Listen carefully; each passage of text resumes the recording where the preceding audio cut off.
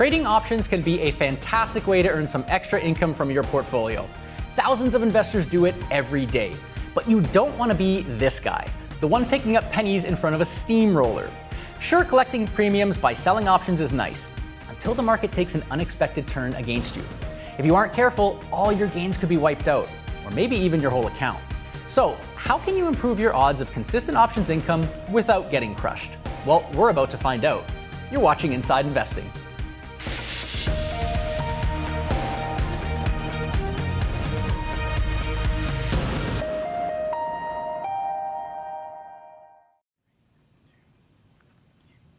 Hello everyone, welcome to another edition of Inside Investing, the show that helps you level up your financial knowledge and sharpen your investing skills. Presented to you by TD Direct Investing, named Canada's best online brokerage by the Globe and Mail for 3 straight years and counting. I'm your host, Rob Moise. We hope you're enjoying Options Education Month so far. We've dedicated all of June to helping you get acquainted with options trading and all that it can do for you. Head on over to td.com/OEM for a full list of events on tap for the rest of the month. As for today though, we've got a phenomenal episode lined up for you here. For investors looking to add some extra dough to their portfolios, a veteran options trader is going to share one of the top option strategies he uses to help generate income and how he does it without the risk of blowing up his account if a few trades go sour. Plus, we're going to take your questions about options trading strategies and best practices later in the show, so stay tuned for that. For now, though, let's get down to business. Joining us is Kirk Du Plessis, founder of Option Alpha, an options trading, education, and research platform geared towards everyday traders. And he's also a veteran options trader himself who shows others the ropes through educational courses and his podcast. Kirk, it's wonderful to have you with us. We really appreciate you taking the time. What's going on, man? Good to be back. Nice to see you. Absolutely. And I think you're the man for the hour here, Kirk, because you like options so much that you built an entire business around them. I'm curious, what inspired you to build Option Alpha for everyday traders like yourself? Yeah, I think we talked about this a while back too, but it was something that just kind of came up. It wasn't something that I necessarily went out to do originally. So I know on my end, and I know for my other partner and founder too, Jack, on his end, it was something that we kind of both stumbled into a little bit, in that we were just traders. At the end of the day, everyone who's at Option Alpha now, not only just people who work at Option Alpha, but also all of our members, we're just all traders, and we just want to understand the markets better. We want to be better traders. We don't feel like we've reached our pinnacle. We don't feel like we've reached the end of our game, and we want to understand markets and trading much better. And ultimately, we wanted different tools. And I think so what we are doing at Option Alpha is very mission-driven, that we want to develop and share and participate in this new ecosystem of tools and technology that kind of leverages the best of the best as we move forward. So automation and new technology and data enhancements, things like that. And so we wanted to build ultimately a platform that we would want to use as traders. And so every step along the way has been a journey in trying to figure out what we need as traders, what our members need as traders, and how we can incorporate that into our product and our service. So, I mean, there's certainly so many moving parts when it comes to trading options. There's so many things to consider. So having a platform that can give you the tools to do that and just clue you into some of the things that you need to pay attention to is obviously a big help for many traders, I'm sure. Of course, like many traders, you're a big fan of trading options for income. And I'm curious, what's the appeal of trading options for income as you see it compared to, some of the other ways that you can earn income in your portfolio? Yeah, I mean, I think not to beat a dead horse on the options, but options give you options. And I think that what I've always said for a long time is options equal freedom for me, and not necessarily always in the financial sense, but just in the sense of your ability to quickly change how you're positioned in a market or in a sector or whatever you're doing. The problem that I've always found with traditional stock investing is that it was a one-dimensional road. You either buy the stock and it goes up, or you sell the short, sell stock short, even if people understand that concept, right? And the stock goes down. But most people just understand the idea of just buy stock at a low price and hope it goes up. And what I've always loved about options is this idea to kind of construct or build this trading system around an expression in the market. So I think that maybe this stock or this ETF might trade sideways a little bit, right? Or maybe might go down, but could go back up just a little bit. So how can I build a strategy around that understanding, that expression in the market? And then for me, for options trading more specifically, as I got further into it, it was just a way to trade based on math and numbers and stats and probability. So it got less and less of the I have a hunch or I have an expectation on where something's going to go, because those never seem to work out right. We've all probably been there where you think the market's going to go one way and it goes the opposite direction. So like I've never been perfect at picking markets by any stretch. And then so it got to the point where I just said, how can I trade based on more math and numbers and underlying statistics? And so that's why I kind of like it, because I think a lot of those things are kind of known variables to a certain degree. And so you can craft strategies around those. Yeah, I mean, the versatility that option trading can provide a trader is truly remarkable in a lot of respects. Of course, though, it's not without risk. And Sure. when we're talking about income or whatever the strategy may be, you've worked with hundreds of options traders over the years, from beginners to experts, all this stuff. What would you say are some of the biggest mistakes that they tend to make that end up blowing up their accounts, particularly when they're trading options for income? Yeah, I mean, I think there's a couple things. I think number one is that people don't understand. Well, I think they initially understand that options are a leverage product, but what they don't understand is that because they're trading a leverage product, that means that they shouldn't be trading their full account balance. So too many times I feel like people are trading the full account balance that they have or very, very close to it. So not having enough cash on hand is certainly something that I think a lot of traders need to do. I don't feel like you need to trade your full account to still do well, especially as you're getting started. You're just trying to learn and kind of get your feet wet and swim. So you don't need to trade your full account. And then the other thing is super high concentration in probably volatile stocks. So it's very easy to get the shiny object syndrome, get attracted to the big name or the big security of the day or the big, thing that everyone's talking about, and then trade everything over there. And that can be really detrimental, I think, because if that one thing turns, then you got all of your eggs in one basket. And so it's kind of a double-edged sword, because people can make money there, of course, if it goes the right way, but I feel like it always would, potentially go the wrong way, especially if you're a newbie. So I think that idea of over leveraging is super bad. And then the other thing is poor reward to risk ratio. So this one's a tough one, because I think when people get into options trading, especially credit spread trading, they like the idea of trading with a high probability of success. I like trading with a high probability of success. But the thing that they often will miss is not collecting enough premium and enough, return to like compensate them for the risk that they're taking. And so I feel like not having an understanding just of even some basic reward to risk, ratio or metrics of their trade, like just asking themselves, like, how much am I making when I win? How often should I win versus how much am I losing when I lose, and how often am I losing? And like just doing that very simple like calculation in your head, or use a system like Option Alpha or something to do it, can try and help you determine if it's a good trade or a bad trade. Because a 70% chance of success winning trade could be a terrible trade that wins a lot, and it just never catches up to, what you were talking about in the beginning of like pennies in front of a steamroller. It's what it's going to feel like. Yeah, there's no shortage of pitfalls. Those are some of the big ones there. Appreciate you sharing those. And we're hoping that we can help people avoid some of those pitfalls in our conversation today. So I want to get down to the heart of our conversation, and that's your golden rules for trading options for income without blowing up your account. And for those in our audience, if you want to get in on the conversation, we'd love to hear from you. Make sure you submit your questions to us. If you're watching to us on our web broker platform, you can use the chat box to send your questions to us. If you're watching on our broadcast platform, you can use the questions and comments box. And if you're catching this on our YouTube live stream, you can click on the link in the description. It's going to take you over to our broadcast platform, and you can ask your questions there. All right, Kirk, without further ado here, I want to hear, what is your favorite option strategy for generating income that you feel can be relatively beginner friendly when it comes to managing risk? Yeah, I love credit spreads. I mean, so I've always told people credit spreads are a great beginner strategy to start with. There's a lot of great things that you can do with credit spreads. And what I love about credit spreads is that you can take a very simple concept, which is to do a spread trade where you're selling one option and buying another option contract. And you can really play around with it a lot and make it very flexible to take both sides of the market, where you can do credit spreads that are put credit spreads that are bullish. You can do call credit spreads that are bearish. You can combine them eventually into iron condors, right? And put those together.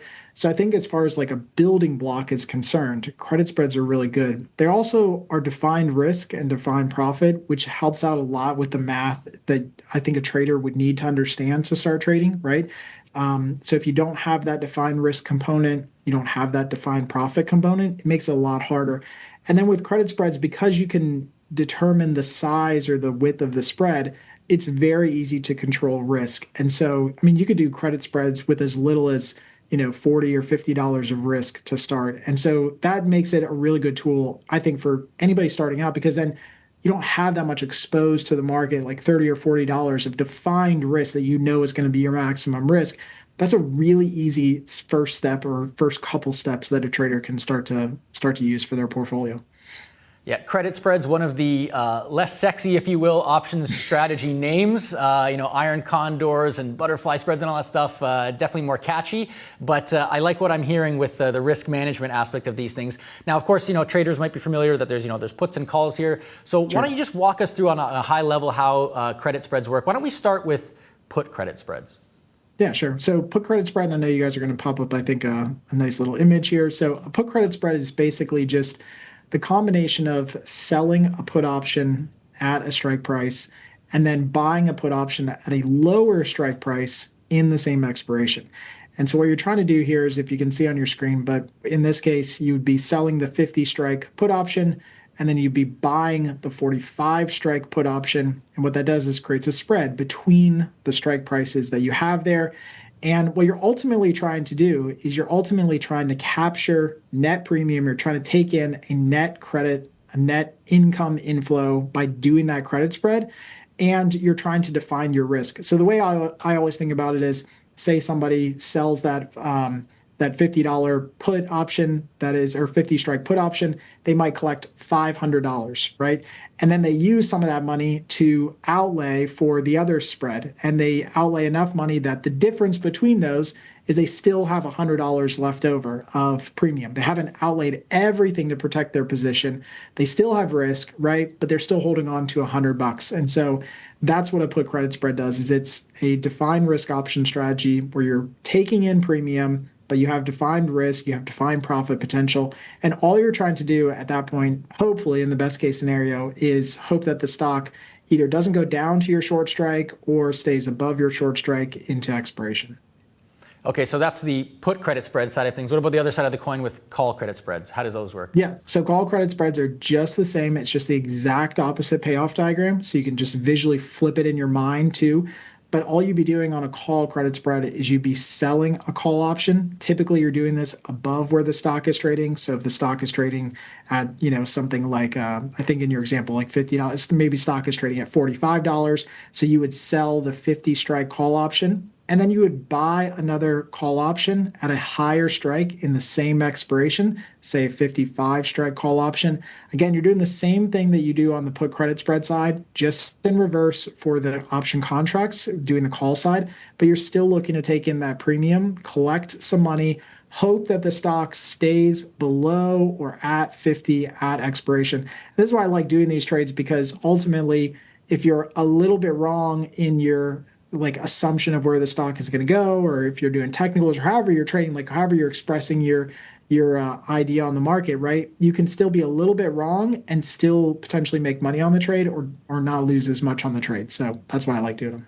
I think people would like the sound of that, especially the quantifiability of these types of trades.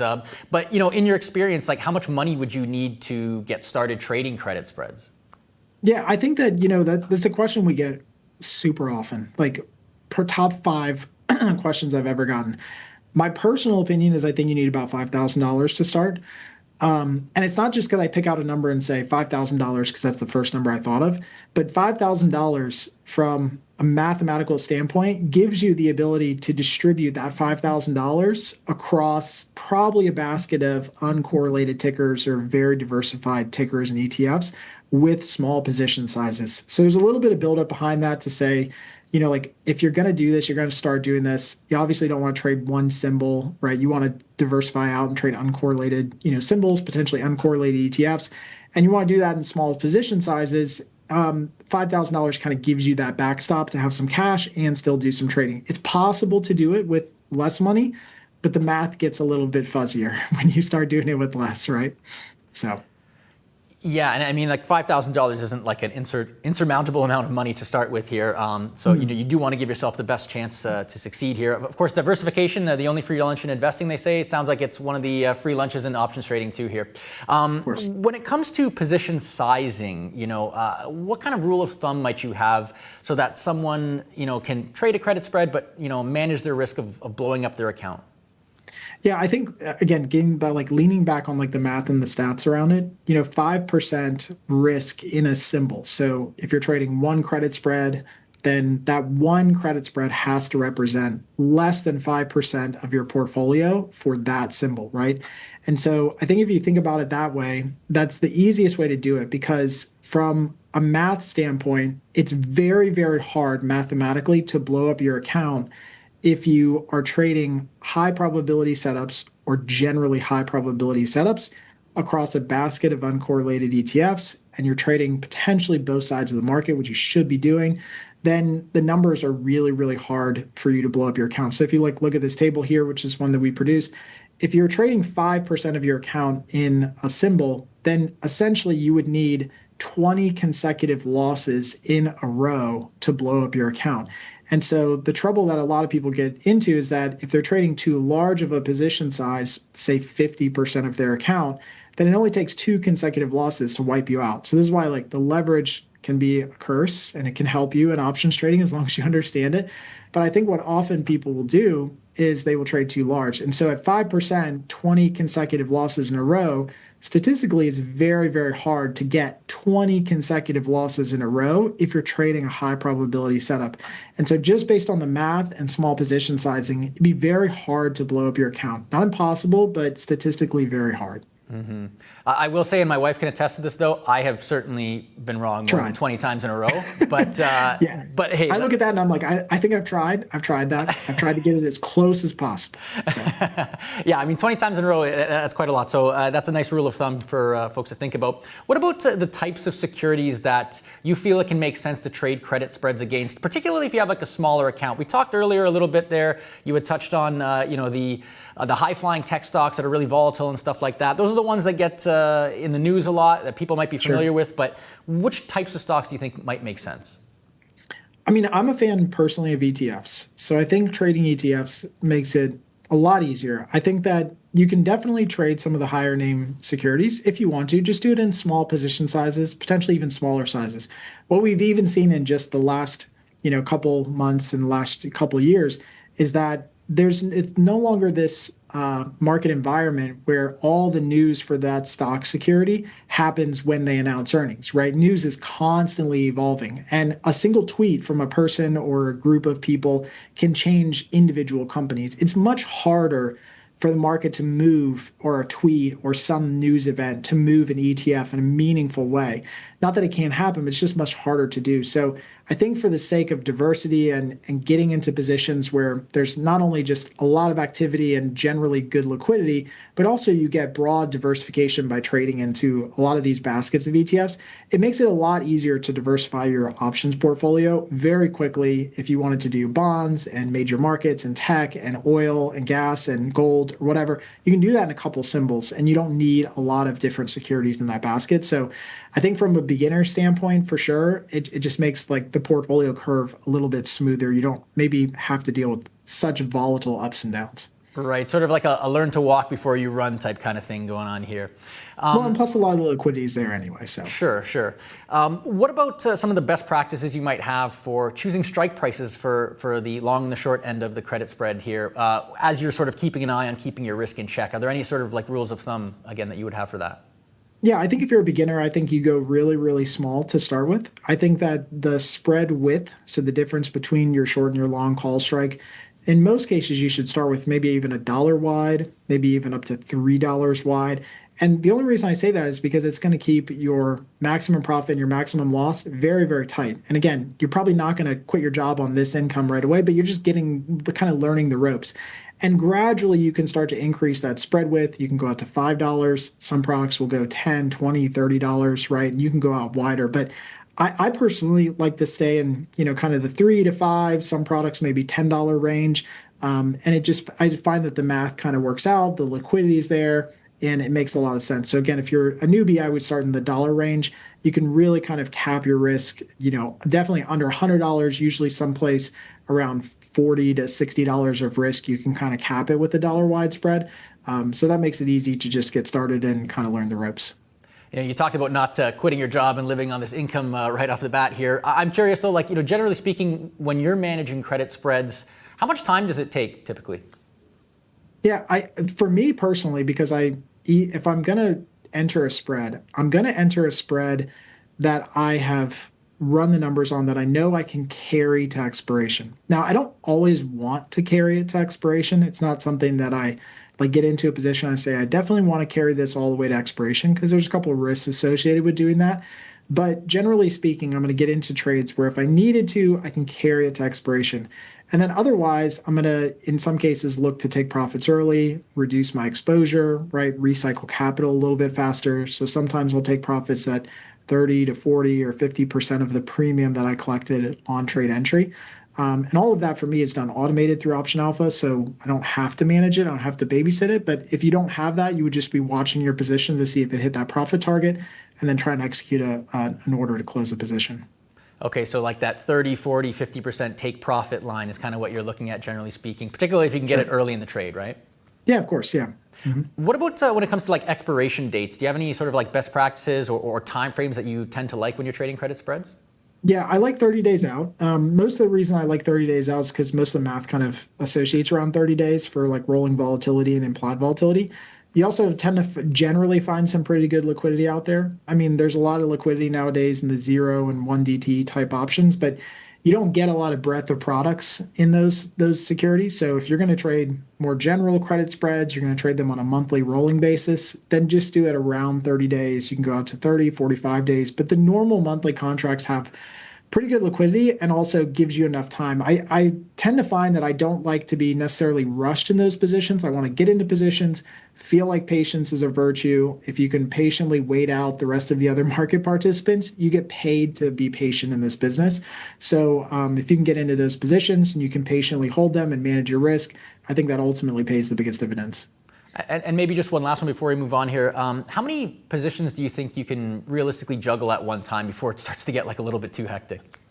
I think mentally it would be quite a few number of positions. I know when I was trading manually instead of trading more automated, which I do now, if I got to 20 or 30 positions, I mean, it became a little bit of a Excel soup a little bit, just kind of managing the positions and figuring out which ones were in which. But there's times right now where I can trade, 40, 50, 60 positions. And because I'm trading them all automated, I know that bots and automations kind of have my back.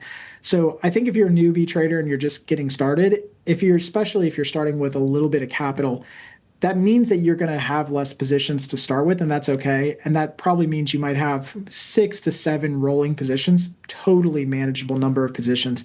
If you start getting higher capital balances and you can start allocating more cash to trading, then you probably want to start increasing your frequency of trading, and that's going to help out with your entries and with your consistency a little bit more.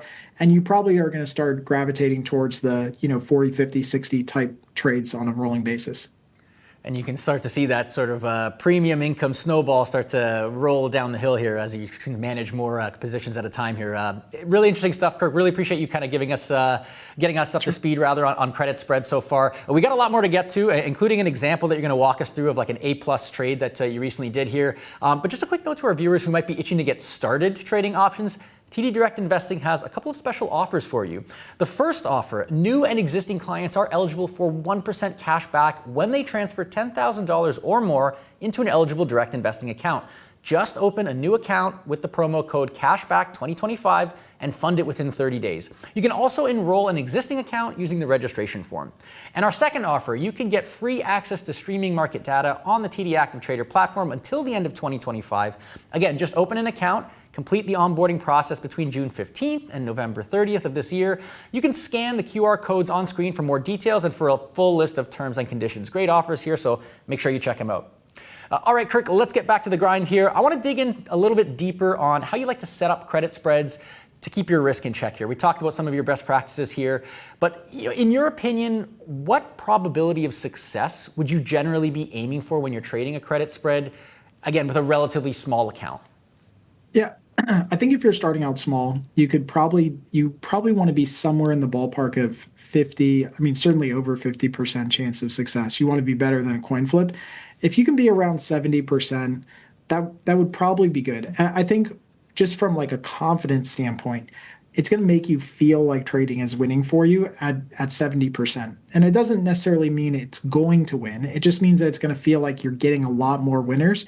And you might be able to recycle capital just a little bit faster at that 70% level, especially if you're hitting those early profit targets. So I think if you can target around a 70% chance of success, or somewhere between 50 and 70%, it'd probably be a good starting point. I will often tell people, and I think they should generally avoid the 80, 90, 99, 95% chance of success trades, which in most cases are truly picking up pennies in front of a steamroller. So it will definitely feel like you're winning a lot until you get smashed over the head and you blow up your account or have a huge drawdown, and then it will take years to recover. So I think staying in that 50 to 70% range is a great idea.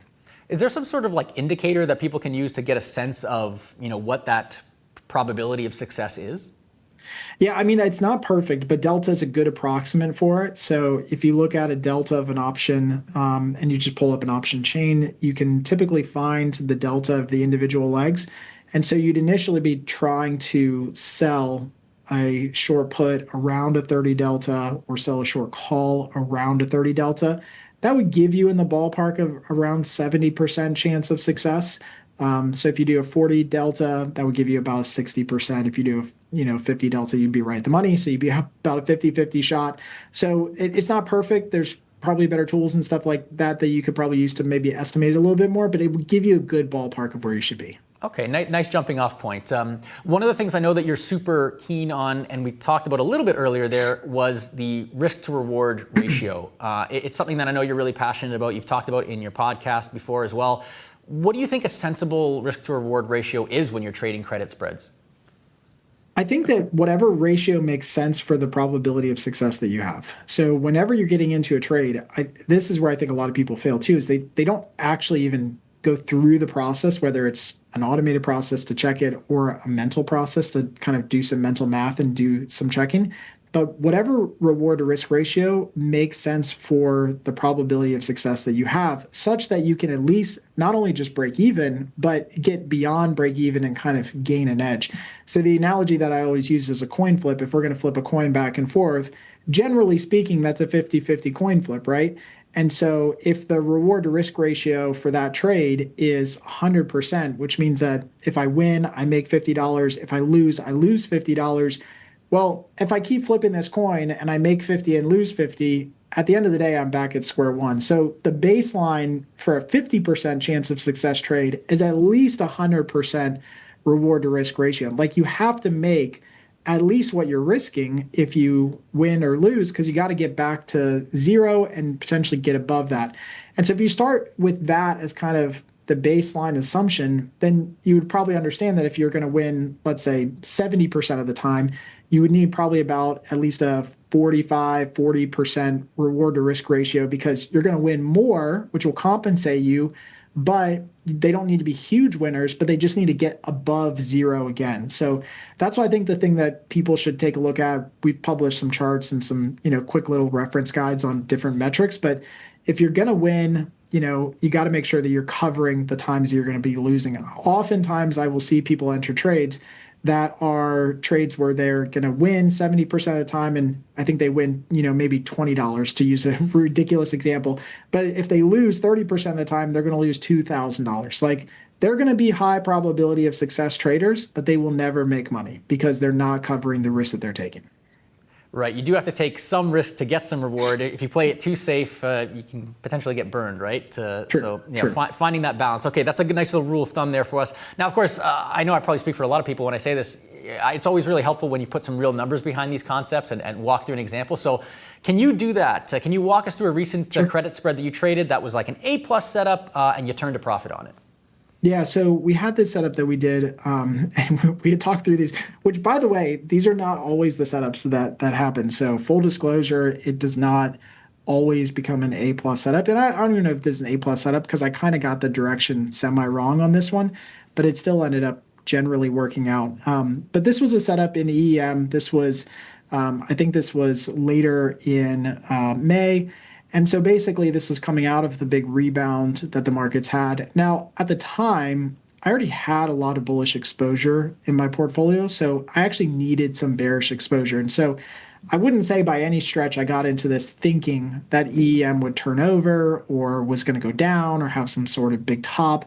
But what I got into it thinking was, hey, I need some bearish exposure. Markets had a huge run. So can I find a trade that ends up, working out? And so what I ended up doing is I ended up selling a credit call spread above where the stock was trading at that time. I think I sold the 46.47 spread in EM and collected, I don't remember exactly what the premium was on that one, but I collected a pretty decent premium on it and just let the market kind of move for a little bit. And what ended up happening is that EM actually didn't continue to move up in a significant way. It kind of moved a little bit sideways.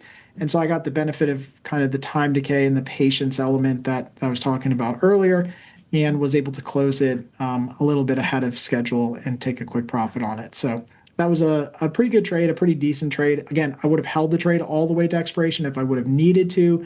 And I'm just all about the math and the numbers around it. So to me, that was more of a mathematical entry and a numbers entry than anything else. Great example. Thanks for walking us through that. I'm curious, when will you take a credit spread to expiration? Is there any sort of like general rule of thumb that you have in mind? Yeah, I'll generally take it to expiration if it doesn't hit the profit target earlier. So I think that a lot of people, what they do is they try to have potentially too many ways to exit the position, and that might be fine. My personal opinion and the way that I trade personally is that if I need to take a trade to expiration because it needs the full amount of time to potentially work, win or lose, like if it wins, great. If it doesn't, it doesn't. But I'm going to let that trade go all the way to expiration if needed, because on trade entry, if I'm focused on the right numbers and metrics, that means that I have the luxury of letting it go to expiration. And oftentimes I feel like people end up trying to do the reverse, where they'll get into a trade that maybe they're not so sure about in the beginning and hope they can kind of massage and manage it along the way. But the analogy is like, you can't continue to put lipstick on a pig. Like, a bad trade is just a bad trade. A pig is just a pig.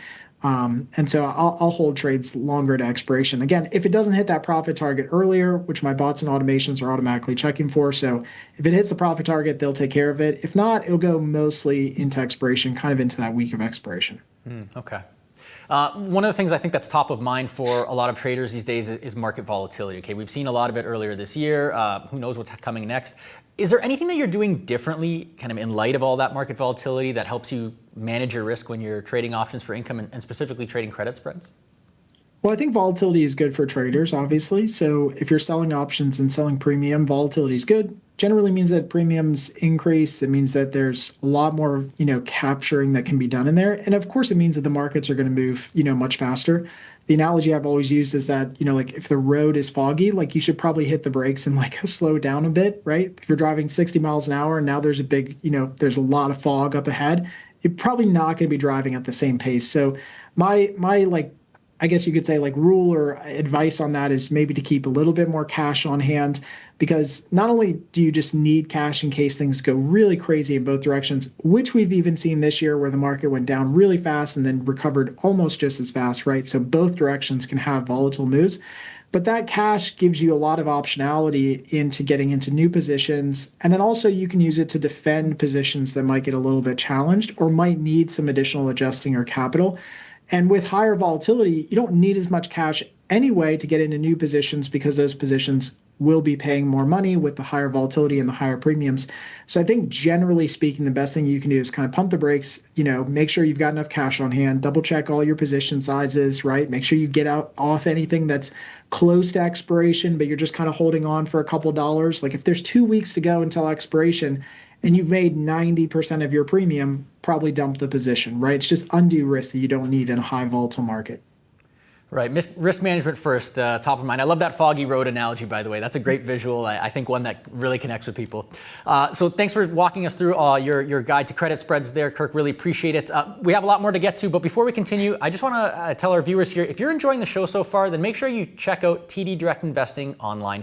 We're on social media. We're on YouTube, Instagram, Facebook. You can get a sneak peek at upcoming episodes and a ton of other content designed to help you build your investing knowledge. We've got a ton of great guest speakers like Kirk here coming up every single week, so make sure you check us out here. And of course, speaking of social media, if you're interested in options trading, then you might also want to check this out.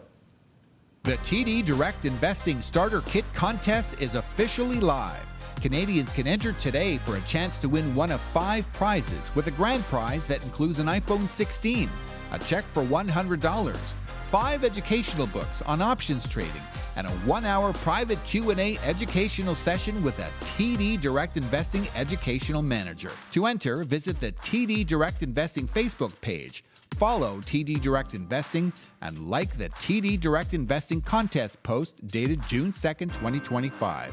You can also gain a second entry by following TD Direct Investing on Instagram and liking the contest post dated June 2nd, 2025.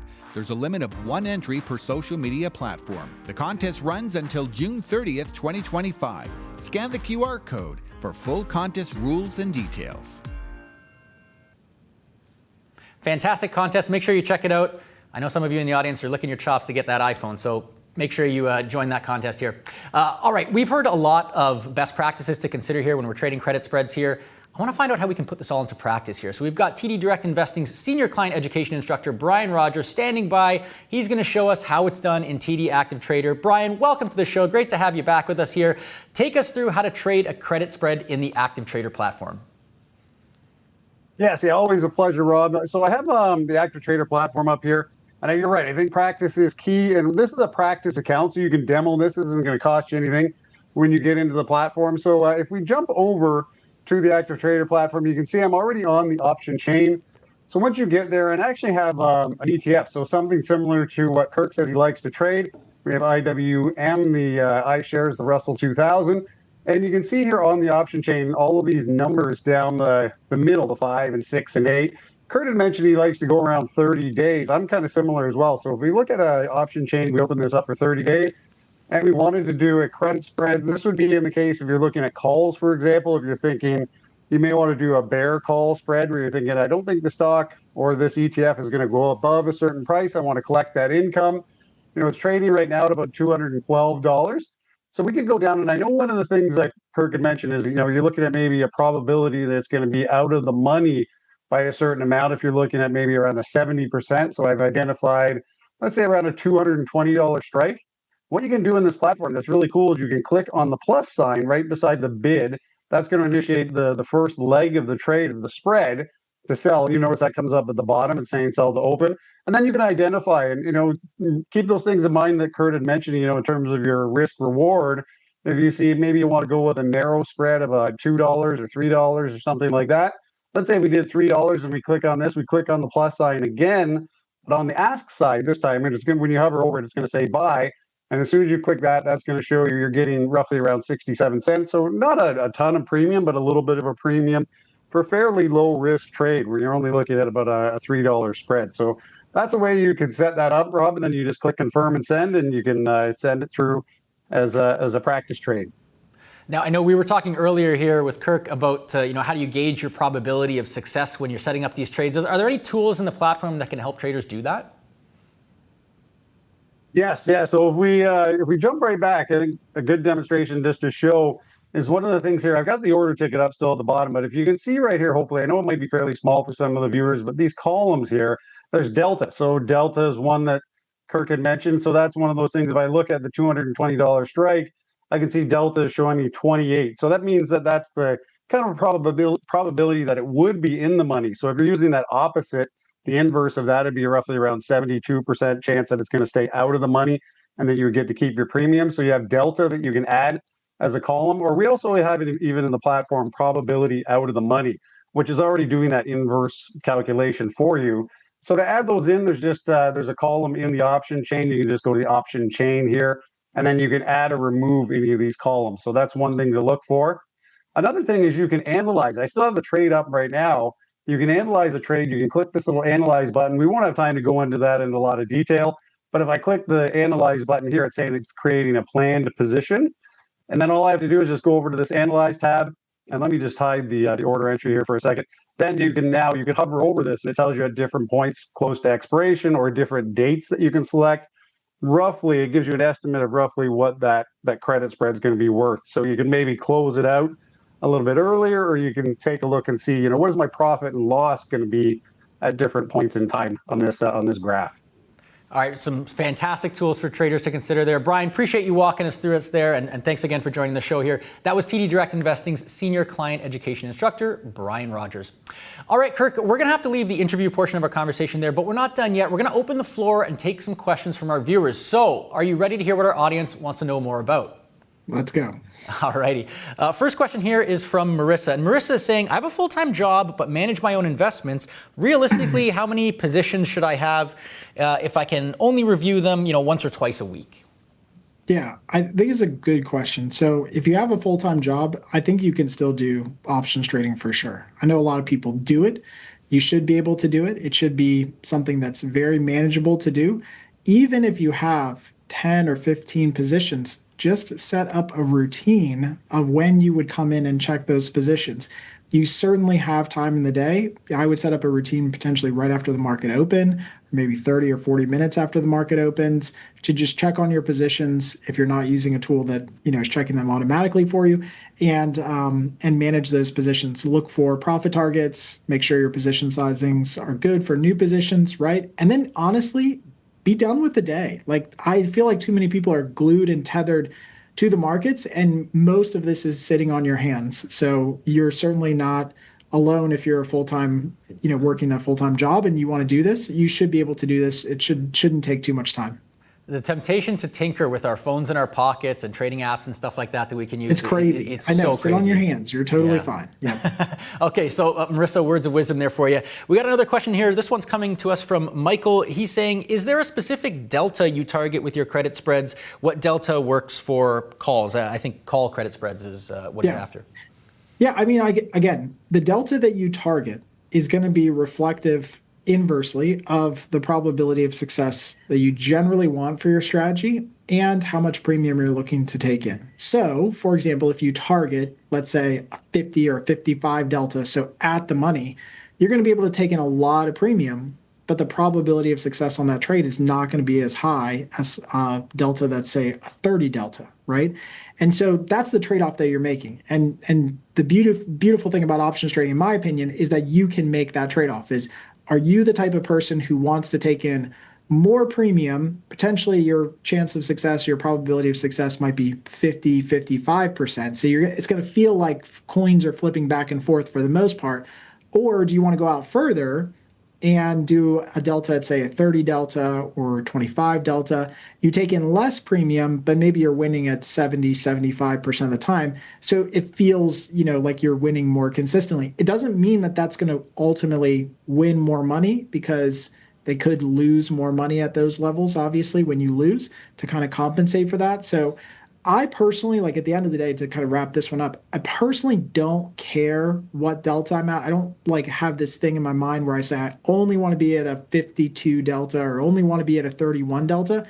I do play in the ballpark of 50 to 30 delta. Any further than that, like I said earlier, and I don't necessarily trust that the numbers are going to be there all the time, because those numbers are rarely hit, so we don't have as many occurrences out there. I would rather be in the 50 to 30 delta range, taking in a pretty good premium, knowing that I can, recover that in a trade or two if I lose on that trade. I don't want to be so far out that it takes me years to recover if I have a losing trade. Okay, so a nice range for the Michael to consider there when doing call credit spreads here. We got another Michael asking a question here. This Michael wants to know, do you have any specific strategies for trading around earnings announcements to take advantage of potential volatility crush, or do you just generally avoid trading during those periods?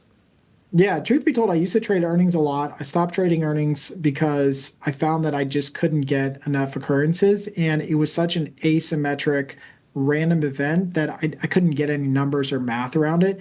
We tried to build some tools actually in Option Alpha that kind of help in trying to understand, potential ranges or breakouts or, like average ranges after earnings trades. So I'm of the opinion that I think it's a fun thing to do. I think it's, could be an engaging thing to do. It is not by any stretch a part of or any core strategy that I do. So I generally avoid it. And for that reason, I generally stick mostly to ETFs. Mm-hmm.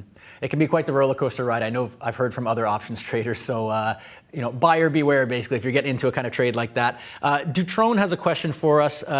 They're saying to avoid blowing up a trading account, what percentage of liquidity or margin should be maintained? How can I survive a 30% drop in the S&P 500 as an example?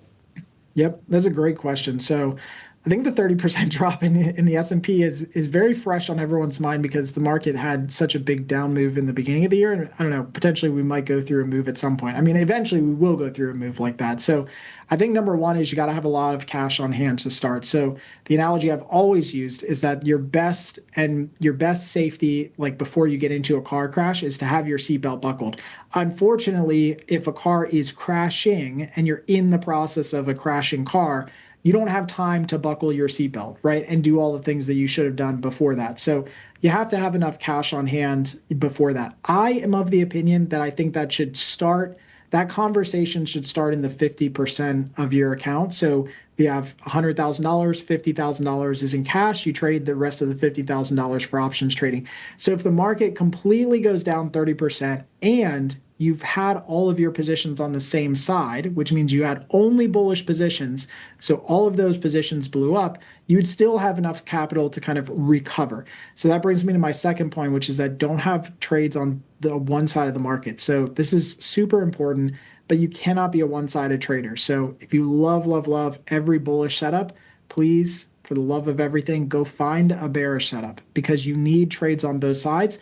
Markets can't crash in both directions. The S&P can only go down 30%. It can't simultaneously go down and up in the same exact period 30%, right? So if you have trades on both sides, it helps cushion that so that you don't have a huge drawdown in your account. So lots of cash, trades on both sides, diversified ETFs are a good one.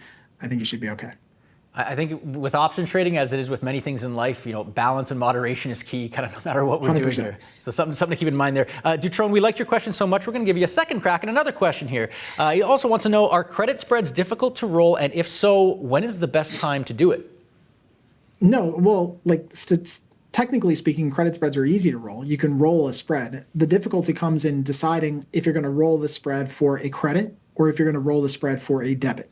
And that answer, if you want to phrase it, if I can phrase it a different way, is do I want to get paid to extend the duration of this trade, to extend the trading timeline, or do I want to pay for the privilege to continue this trade? I think mentally what a lot of traders do is that they roll a position because for some reason they need to, in their mind, feel like that trade becomes a winner at some point. But I'm not of the opinion, never have been for years, of rolling a credit spread trade for a debit. If I'm going to roll a credit spread trade, I need to get paid to extend the timeline out another 30 days or 2 weeks or whatever it is. And that's not only because I think you should get paid for taking additional risk out in time, but also because that additional risk or that additional premium will reduce your overall risk on the position. If you pay to extend the trade, you're basically digging, I think, yourself into a deeper hole. And I've never really found positions that always behave the way that I want, where I know they're going to turn right back around. It's usually when I roll the position, it just continues to go lower, continues to go higher. So if I'm going to take more time, I want to reduce risk. I want to get paid to do it. Okay, so no sense from going from bad to worse here is basically what I'm hearing. Yeah, don't dig yourself a hole. Yeah. Doug's got a question for us. Is there a preference for monthly options over weekly options? I don't think anymore there's necessarily a preference to me over the monthly contracts or the weeklies, unless there's a big discrepancy in the liquidity. So, like a couple of years ago, like the monthly contracts were definitely more liquid than the weeklies, and there was a pretty big disparity between weekly and monthly contracts. I don't think now for the larger products that discrepancy is as big. I think you can see it in some of the weeks, obviously, like if there's a week that's trading around Fed, that weekly contract might even have more liquidity than the monthly contracts. But I don't necessarily care if it's monthlies or weeklies. but it's just got to have good liquidity. So wherever that liquidity is for that symbol that you're trading, that's probably where you want to focus. If it means you focus on the monthlies, then it means you focus on the monthlies.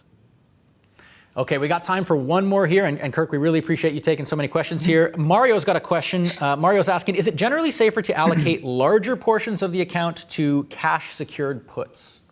If you want to, for sure. I mean, it's cash secured, so you can do that. That's a synthetic long position essentially on the market.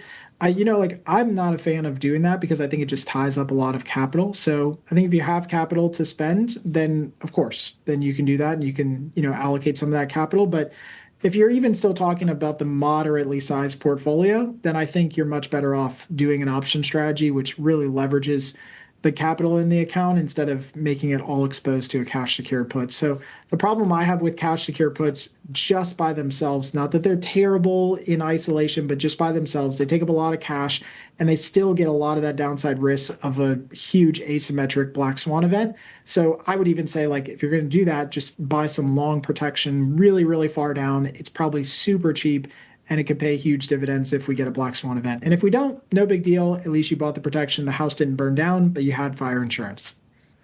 Yeah, always nice to have a little backstop there if you need it there. Kirk, thanks again so much for taking all those questions and for walking us through credit spreads. Really appreciate it. Really, thanks. Appreciate you taking the time. Thanks, man. Appreciate it. And for those in our audience, of course, thanks for tuning in. Make sure you check out next week's episode. We have veteran options trader David Jaffe. He's going to share options trading strategy that he uses to accelerate the growth of his stock portfolio. Which strategy is it? You're going to have to tune in to find out. For now, though, that's all the time we have for this edition of Inside Investing. From everyone on the show, thanks again for watching, and we'll see you all next time.